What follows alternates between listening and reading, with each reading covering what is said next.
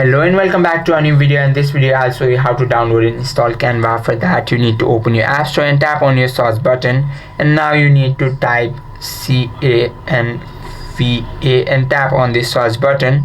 And this is our Canva AI video and photo editor. Just tap on this get button and it will prompt you to double click on your power button, and it will scan your face ID for verification. And after verification you will see this kind of interface, and then you will see time also, and it might take few seconds or minutes depending upon your network connection, and also the size of this